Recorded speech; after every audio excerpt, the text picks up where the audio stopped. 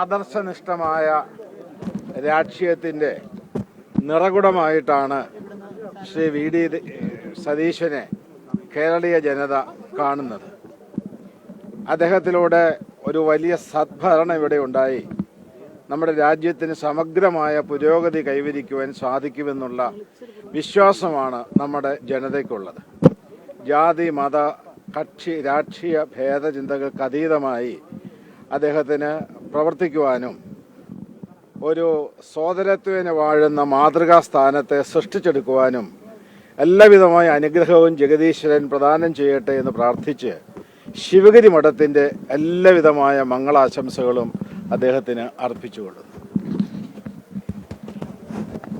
മുഖ്യമന്ത്രിയായി ചുമതലയേറ്റതിന് ശേഷം ആദ്യമായിട്ടാണ് ശിവഗിരിയിലെത്തുന്നത്.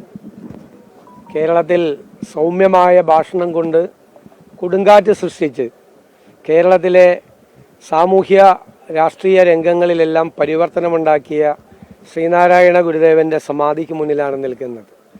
എല്ലാവരും സൗഹാർദ്ദത്തോടെ ഒരുമിച്ച് ജീവിക്കുന്ന, സോദരരെ പോലെ ഒരുമിച്ച് വാഴുന്ന ഒരു മാതൃകാസ്ഥാനമാക്കി നമ്മുടെ കേരളത്തെ മാറ്റാൻ ഗുരുവിൻ്റെ ആദർശങ്ങൾ, ഗുരുവിൻ്റെ ദർശനങ്ങൾ തീർച്ചയായും നമ്മളെ എല്ലാവരെയും സഹായിക്കും.